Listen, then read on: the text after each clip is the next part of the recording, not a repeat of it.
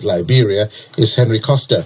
He owns Monrovia's Roots FM, which was closed down last week when armed men broke down locks and reportedly took away his transmitter. Then yesterday, police were deployed at the station, preventing staff from gaining access. Mr. Costa joins us now from Delaware in the United States. Welcome to Focus on Africa, Mr. Costa. I take it you're not very happy with President George Weah at all. Sir, yes, sir. I'm not very happy at all, and thanks for the opportunity. It's very good to be with you. So tell us, first, I want to ask what you make of what you just heard of him saying about cementing relationships.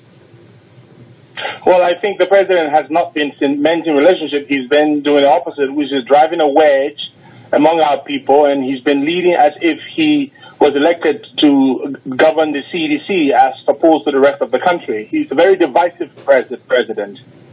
Divisive? What are the things he has done, in your view, to divide Liberia? He's referred to his critics on not one occasion, but several occasions, as being enemies of the state. He has also accused opposition leaders of planning to assassinate him. These are things he's done publicly. That is very divisive. And what about in your case? Your radio station is now off the air. Tell us, how did things turn out to be what they have become? The first attack by unknown gunmen took place about a little over a fortnight ago, and they managed to make their way into the premises where we keep our transmitter. They tried to break into the building, but they were unsuccessful, so they simply caused harm to the cable. That sort of it took us off the air for a few days, and we managed to come back on, and then they came back in a rather brazen fashion on the 11th of February, around 3 a.m., put our watchmen on gunpoint, and this time chiseled the wall, destroyed the locks, and made their way into the building and took away our transmitter and other pieces of broadcast equipment. So you don't... We reported to the police. Yeah, but you don't really know who did that, though, do you?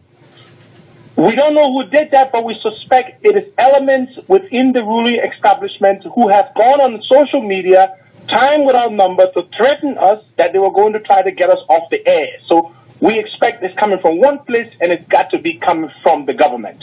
And how can you be so sure that this is the government trying to muzzle free expression in Liberia? Because they have repeatedly said that those who criticize them are enemies of the state. The Minister of Finance had said publicly that they were going to weaponize their radical elements within their party to resist the media. Weaponize, such strong words, wouldn't you say? Now, you have reportedly in the past been friends with George Weah before he became president. Where did things go wrong? We are not saying that he is behind what has happened, but clearly you're very unhappy with him. Where did things go wrong between you two?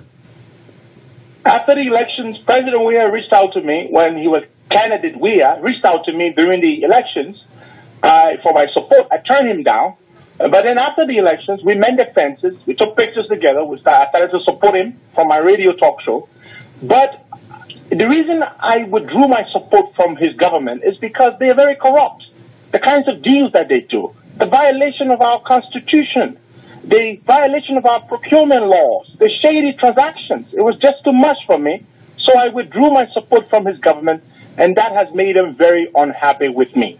So right now, your radio is out of action. What are you going to do about it, or what can you do about it?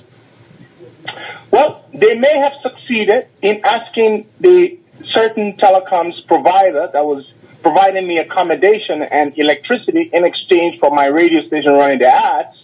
They may have succeeded in getting me out of that place, but they have not succeeded in getting me off the air completely, because I am going to resume my broadcast in a few days from now, and I will continue to do what I do, which is expose the ills, the things that they do, but do it in a way that would not jeopardize the peace and stability of our fragile democracy. Thank you very much indeed. That was Liberian radio station owner Henry Costa there, and we understand that the Information Minister, Eugene Nagbe, has said the action of police in surrounding Mr. Costa's station is part of the ongoing investigation into a previous complaint that the facility was vandalized and transmitters taken away by armed men.